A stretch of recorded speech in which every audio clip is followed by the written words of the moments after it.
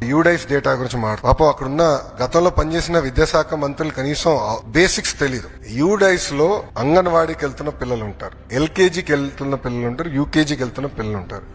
ఈ స్కీమ్ వాళ్ళకి వర్తించదు. నంబర్ 1. నంబర్ 2, గత ప్రభుత్వం GER గ్రాస్ ఎన్రోల్మెంట్ రేషియో చూపించేదానికి 18 సంవత్సరాల కన్నా ఎక్కువ వయసు ఉన్న వాళ్ళని తీసుకొచ్చి ఏకంగా ప్రభుత్వ పాఠశాలల్లో చదువుతున్నారని వాళ్ళని ఎన్రోల్ చేస్తాం జరిగింది. పక్క రాష్ట్రాల్లో చదువుతున్న పిల్లల్ని తీసుకొచ్చి ఆంధ్ర రాష్ట్రంలో చదువుతున్నారని చూపిస్తాం జరిగింది. విత్ ప్రూఫ్ నా దగ్గర ఉన్నాయన్ని. విద్యాశాఖ మంత్రిగా నేను వాస్తవాల దగ్గర ఉండాలి కనుక మొత్తం లిస్ట్, ఎందుకంటే ఇది డ్రాప్ బాక్స్ అని ఉంటుంది. అంటే ఈ పాఠశాలలో పిల్లలు ఉంటారు, ఈ పాఠశాల పిల్లలు మధ్యలో ఉంటారు, గాల్లో ఉంటారు పిల్లలు. డ్రాప్ బాక్స్ అంటారు అది ఐటీలో. ఈ వాళ్ళ సిస్టమ్ లో డ్రాప్ బాక్స్ అక్కడ పెట్టి పెట్టేశారు. పిల్లలు ఎక్కడున్నారో మాకు తెలియదు. మొత్తం వెరిఫై చేస్తే దొంగ లెక్కలు ఉన్నాయని తేలింది. ఒక విద్యాశాఖ మంత్రికి అసలు ఎంతమంది పిల్లలు ప్రభుత్వ పాఠశాలలో చదువుతున్నారు తెలుసుకున్నాక నాకు 100 రోజులు పెట్టిందండి. 100 రోజులు పెట్టింది నాకు. అధికారులు అడిగితే సార్ మాకు నంబర్ క్లారిటీ లేదు సార్, గతంలో వీళ్ళు ఎట్లా నడిపించారో నాకు అర్థం అలా విద్యాశాఖ అంటే ఏదో లెక్కలున్నాయి, ఏదో నంబర్లు అని చెప్పి చేస్తాం కాదు. రెండోది, నిజంగానే వాళ్ళంత భావించుంటే వాళ్ళు ఎందుకు ఇవ్వలేదండి?